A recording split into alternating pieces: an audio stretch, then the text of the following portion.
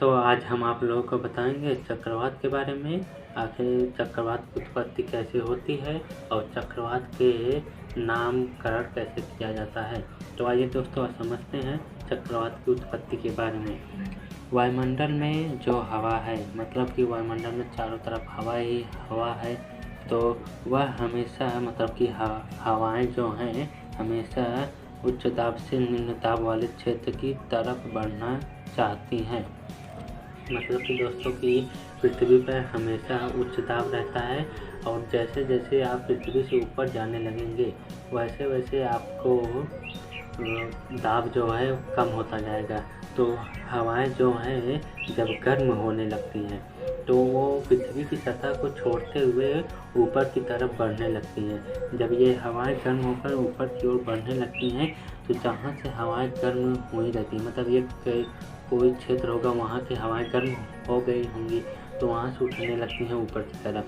तो जो उसके आसपास के हवाएं होती हैं तो उस जो आसपास की हवाएं होती हैं तो उस क्षेत्र को भरने के लिए कहती हैं चलो चलो जल्दी से उस क्षेत्र को हवाएं को भरते हैं। जब भरने के लिए जाती हैं तो पृथ्वी के घूर्णन के कारण, मतलब पृथ्वी के घूर्णन के कारण ये हवाएं, मतलब जो हवाएं उस क्षेत्र को भरने के लिए गई थी उस हवाएं को वो सीधे ना जाकर, मतलब हवाएं सीधी ना जाकर थोड़ा तिरछी तरफ जाने लगती हैं जिससे भवंडर का रूप ले लेती हैं। भवंडर मतलब वो चारों तरफ से हवाएं घूमने लगती हैं और जब हवाएं घूमने लगती हैं तो एक चक्रवात का मतलब उत्पन्न होता है।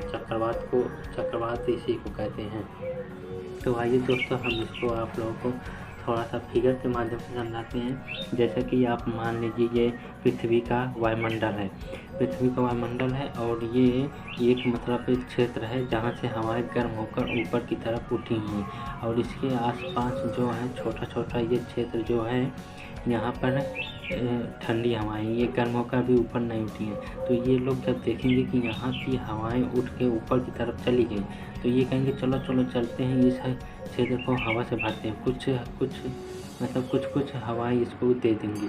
जब यहाँ पे ये हवाएं आएंगी तो गर्म और ठंडी हवाएं मिलकर दोनों तो एक भवंडर का रूप ले लेते हैं जिससे एक चक्रवात का उदय होता है। तो दोस्तों अब हम आप लोगों को बताएंगे चक्रवात का नामकरण कैसे होता है। तो आइए दोस्तों समझते हैं चक्रवात का नामकरण की शुरुआत कब हुई और कैसे हुई। तो पहली बार इसका शुरुआत हुआ था 1953 में अटलांटिक महासागर के क्षेत्र में, मतलब अटलांटिक महासागर जो है उस क्षेत्र में पहली बार 1953 में शुरुआत हुई थी। दोस्तों हम इसके बारे में अलग से वीडियो के बारे में बताएंगे। अब हम लोग समझते हैं हिंद महासागर में शुरुआत कब हुई और इसमें कितने देश हैं। तो हिंद महासागर में शुरुआत हुई थी 2004 में। 2004 में हिंद महासागर में शुरुआत हुई थी। तो 2004 में इसमें 8 देश थे। वो 8 देश के नाम हम आपको बताते हैं। पहला है भारत, दूसरा पाकिस्तान, तीसरा श्रीलंका, चौथा है बांग्लादेश, फिर मालदीव, फिर म्यांमार, ओमान और थाईलैंड। ये 8 देश थे। लेकिन दोस्तों 2018 में 5 और देशों को शामिल किया गया।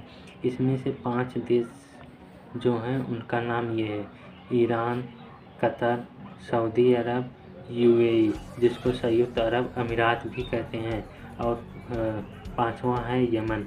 तो दोस्तों वर्तमान में कुल हिंद महासागर में जितने भी तूफान आएंगे या मतलब चक्रवात आएंगे उनका नामकरण ये 13 देश मिलकर ही करेंगे और कोई दूसरा देश नहीं आएगा नामकरण करने के लिए।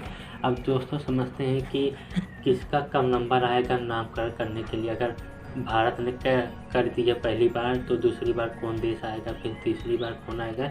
तो अब समझते हैं कि अंग्रेजी वर्णमाला के आधार पर, मतलब कि अंग्रेजी वर्णमाला के आधार पर जिस देश का नाम पहले आएगा, जैसे ABCD होता है ना, तो उसी के हिसाब से मतलब अंग्रेजी वर्णमाला में ABCD के हिसाब से सबसे पहले जिस देश का नाम आएगा वो पहले करेगा।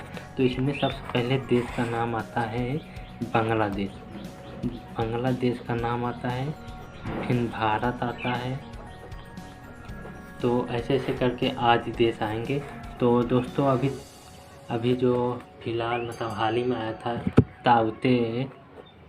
ताउते तूफान आया था, जिसका नामकरण किया था म्यांमार ने किया था इसका नामकरण। तो दोस्तों म्यांमार ने इसका नामकरण किया था, ताउते आया था जो अरब सागर से उठा था, ये अरब सागर से उठा था। ये करंट अफेयर के लिए काफ़ी ज़रूरी है दोस्तों, इसको याद कर लेना। अभी जो आ रहा है यस तूफान जो आ रहा है, इसका नामकरण दोस्तों ओमान ने किया है। तो दोस्तों जैसे देख लिए म्यांमार ने अभी ताउते का किया था, अब यस जो नामकरण किया है ये ओमान ने किया है। आगे जब आएगा कोई देश तो जिसका नंबर रहेगा अल्फ़ाबेट के हिसाब से वो करेगा। तो दोस्तों आज की वीडियो में बस इतना ही। अगर दोस्तों वीडियो पसंद आए तो लाइक शेयर और कमेंट ज़रूर करना। और जैसा कि दोस्तों हम लोग हर एक सब्जेक्ट से क्वेश्चन का सीरीज मतलब टेस्ट सीरीज चलाए हैं, अगर वो वीडियो नहीं देखते हैं तो प्लीज़ उस वीडियो को देखना, जो लगभग सभी क्वेश्चन एग्ज़ाम से रिलेटेड हैं या फिर एग्ज़ाम में आए हुए हैं। तो उस वीडियो को ज़रूर देखना। आज की वीडियो में बस इतना ही।